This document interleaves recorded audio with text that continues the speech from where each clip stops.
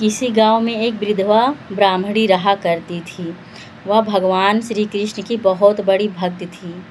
गांव के आसपास भिक्षा मांगकर वह जीवन यापन किया करती थी और रात दिन श्री कृष्ण के भजन में डूबी रहा करती थी।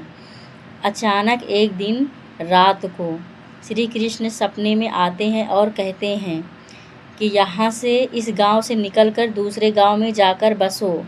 यहाँ बहुत बड़ा प्रलय आने वाला है और गांव के लोगों को भी बता दो कि यहाँ से निकल जाएं और दूसरे गांव में जाकर बस जाएं। तो वह सुबह होते ही सब गांव में ढिंढोरा पीटती है कि इस गांव से सभी लोग दूसरे गांव में जाकर बसो, यहाँ बहुत बड़ा प्रलय आने वाला है। लोग उसकी बातों को सुनकर हंसी मजाक करते हैं, उसका मजाक उड़ाते हैं, कहते हैं यह पागल हो गई है। वह बुढ़िया की बात कोई नहीं मानता और बुढ़िया अपना सब सामान समेटती है, झोले में भरती है और लेकर गांव से बाहर निकल जाती है। वह जैसे ही गांव से बाहर निकलती है उसे याद आता है कि उस कुटिया में उसकी सुई छूट गई है, वही सुई जिस सुई से श्री कृष्ण के वस्त्र सिला करती थी। वह फिर दौड़कर जाती है, अपनी सुई लेकर आती है।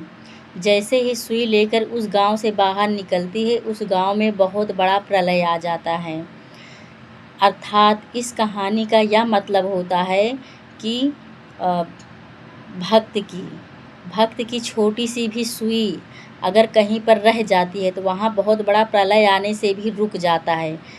भगवान अपने भक्तों के छोटी से छोटी चीज़ों का भी सम्मान करते, वहाँ बहुत बड़ा प्रलय आने से भी रोक देते हैं।